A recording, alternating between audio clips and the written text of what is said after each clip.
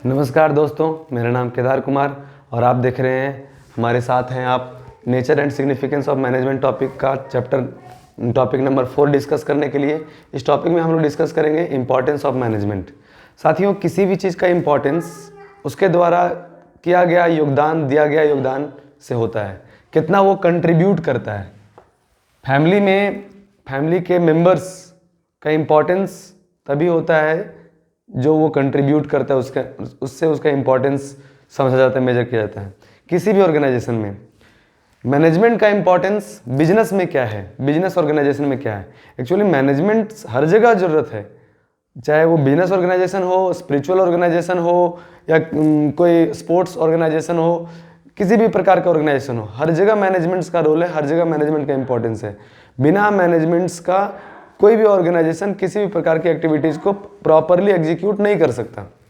Management का importance क्या है, इस टॉपिक में हम लोग ये डिस्कस करने वाले हैं। तो इससे पहले हम लोग डिस्कस कर चुके हैं मैनेजमेंट्स क्या है, concept of managements, objective of managements. तो मैनेजमेंट्स का इंपॉर्टेंस ऑर्गेनाइजेशन में मैनेजमेंट्स का कंट्रीब्यूशन से है। जो व्यक्ति जितना कंट्रीब्यूट करता है उसका इंपॉर्टेंस उतना ज़्यादा होता है। मैनेजमेंट एक ग्रुप ऑफ मैनेजर्स का टीम होता है, तो हम उसको मैनेजमेंट कहते हैं। तो मैनेजमेंट की जो टीम है वो मैनेजमेंट ऑर्गेनाइजेशन को क्या कंट्रीब्यूट करती है, जिसके कारण से मैनेजमेंट का इंपॉर्टेंस ऑर्गेनाइजेशन में होता है। तो एक मैथमेटिकल इक्वेशन जैसा है, anything minus management is zero, means anything means production factor से है। एनीथिंग मीन्स कोई भी चीज़, आप मैन लगा लीजिए, मशीन लगा लीजिए, मटेरियल यूज कर लीजिए, प्रोडक्शन के लिए और भी जो फैक्टर्स रिक्वायर्ड हैं, लैंड, लेबर, कैपिटल, ये सब कुछ व्यवस्था करने के बाद, ये सब कुछ रिसोर्सेस अवेलेबल होने के बाद, यदि आप उस रिसोर्सेस का प्रॉपर मैनेजमेंट नहीं करते हैं तो उस रिसोर्सेस से आप कोई आउटपुट नहीं ले पाएंगे। इसीलिए ये इक्वेशन होता है anything minus management is zero. तो आइए हम लोग देखते हैं importance of management business organisation में। तो बिजनेस ऑर्गेनाइजेशन में मैनेजमेंट का पहला इंपॉर्टेंस है helps in achieving organisational goals. जी, helps in achieving organisational goals. Management business organisation में बिजनेस ऑर्गेनाइजेशंस के गोल को अचीव करने में हेल्प करता है। बिजनेस ऑर्गेनाइजेशंस में जो ऑर्गेनाइजेशंस के जो भी रिसोर्सेस हैं, ऑर्गेनाइजेशंस के पास मैन है, मशीन है, मटेरियल है, कैपिटल है, लैंड है, और भी जो भी रिसोर्सेस ऑर्गेनाइजेशन के पास है, सारे रिसोर्सेस को यूटिलाइज करता है और ऑर्गेनाइजेशन के गोल को अचीव करने में मैनेजमेंट हेल्प करता है। ये सारे रिसोर्सेस को जब प्रॉपरली ऑप्टिमम यूटिलाइजेशन ना हो तो वो रिसोर्सेस मैक्सिमम बेनिफिट्स क्रिएट्स करके नहीं दे सकते हैं। इसीलिए मैनेजमेंट्स का यहाँ पे इंपॉर्टेंस होता है कि मैनेजमेंट्स उस रिसोर्सेस को बेहतर यूटिलाइज करता है, अच्छे से यूटिलाइज करता है, ताकि ऑर्गेनाइजेशन के गोल को अचीव हो सके। दूसरा है मैनेजमेंट का importance increase efficiency of the resources. Efficiency of the resources, किसका रिसोर्सेस? ऑर्गेनाइजेशन के रिसोर्सेस।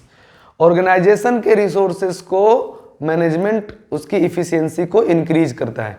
इफिशियंसी मीन्स उसकी प्रोडक्शन कैपेसिटी, उसकी प्रोडक्शन क्षमता को इंक्रीज करता है। ऑर्गेनाइजेशन में जो भी रिसोर्सेस यूज होते हैं और उसकी प्रोडक्शन कैपेसिटी को इंक्रीज करता है, उसकी प्रोडक्टिविटी को बढ़ाता है, वो ज़्यादा उससे बेनिफिट ले सके, ऐसा मैनेजमेंट उस रिसोर्सेस को यूटिलाइज करता है। नेक्स्ट है creates a dynamic organisation. Dynamic organisation का मतलब होता है एक ऐसा ऑर्गेनाइजेशन जो हर परिस्थिति को झेल सके। ऑर्गेनाइजेशन कोई जब किसी भी जगह एग्जिस्ट करे, वो 4 चीज़ों से हमेशा प्रभावित रहता है: social factor, economical factor, political factor और कल्चरल फैक्टर। वो ये सारे फैक्टर्स हैं जो ऑर्गेनाइजेशन को इन्फ्लुएंस करते हैं। अब ऑर्गेनाइजेशंस ये सारे फैक्टर्स के द्वारा जो भी चैलेंजेस आते हैं उसको टैकल करते हुए, उसको उस प्रॉब्लम्स को झेलते हुए ऑर्गेनाइजेशन आगे ग्रो करें। तो ऐसे ऑर्गेनाइजेशंस जो ये सारे challenges, social challenges, economical challenges, political challenges, cultural challenges जो भी आता है, वो सारे चैलेंजेस को ओवरकम करके उस पर जीत हासिल करके आगे बढ़े, ऐसे ऑर्गेनाइजेशन को डायनेमिक ऑर्गेनाइजेशन कहते हैं। और मैनेजमेंट्स डायनेमिक ऑर्गेनाइजेशंस बनाता है, ऑर्गेनाइजेशन को डायनेमिक बनाता है। डायनेमिक बनाता है मीन्स प्रगतिशील ऑर्गेनाइजेशन बनाता है, जो इवर ग्रोइंग होता है, वो हर एक अपॉर्चुनिटीज को एक्सप्लॉइट कर सके, हर थ्रेट्स को टेकल कर सके, उसको ओवरकम कर सके, ऐसा ऑर्गेनाइजेशन को डायनेमिक ऑर्गेनाइजेशन कहते हैं। मैनेजमेंट्स डायनेमिक ऑर्गेनाइजेशन क्रिएट करता है, इसीलिए मैनेजमेंट्स का इंपॉर्टेंस है। चौथा नंबर है helps in achieving personal objectives. Personal objectives का मतलब क्या होता है? पर्सनल ऑब्जेक्टिव्स मीन्स जो पर्सनल मीन्स जो वर्कर्स काम करते हैं ऑर्गेनाइजेशन में, वो पर्सनल स्टाफ वर्कर्स कहलाते हैं। वर्क फोर्स, तो वर्क फोर्स का क्या ऑब्जेक्टिव है? उसका फाइनेंशियल ऑब्जेक्टिव्स है। उसको चाहिए फाइनेंशियल सैलरी मीन्स मनी चाहिए, उसको चाहिए प्रमोशन, उसको चाहिए नेम, उसको चाहिए रिकॉग्निशन, उसको चाहिए रिस्पेक्ट। तो ये सभी चीज़ें ऑर्गेनाइजेशन में ये लोग तभी आएंगे जब ये सभी चीज़ें इनको मिलेगी। मैनेजमेंट्स इनको ये सारी चीज़ प्रोवाइड करने में हेल्प करता है। नेक्स्ट है management helps in development of society. Ultimately management society के डेवलपमेंट भी कंट्रीब्यूट करता है, अपना योगदान देता है। कैसे? सोसाइटी के डेवलपमेंट में मैनेजमेंट क्या योगदान देता है? सोसाइटी के लिए जॉब अपॉर्चुनिटीज क्रिएट करता है, सोसाइटी को एक गुड क्वालिटी और एक कॉम्पिटिटिव प्राइस पे वो प्रोडक्ट अवेलेबल कराता है। तो ये सारी चीज़ें सोसाइटी को प्रदान करता है, तो इससे मैनेजमेंट सोसाइटी को भी हेल्प करता है, उसके डेवलपमेंट में भी हेल्प करता है। यदि ये सारी चीज़ें मैनेजमेंट ना करे तो मैनेजमेंट का कोई इंपॉर्टेंस नहीं है। मैनेजमेंट का इंपॉर्टेंस इसलिए है कि मैनेजमेंट ये सब काम करती है। हम अपने फैमिली में, हमारा इंपॉर्टेंस है, हम अपने फैमिली को कंट्रीब्यूट करते हैं, हम उसको आगे हेल्प करते हैं आगे बढ़ने में।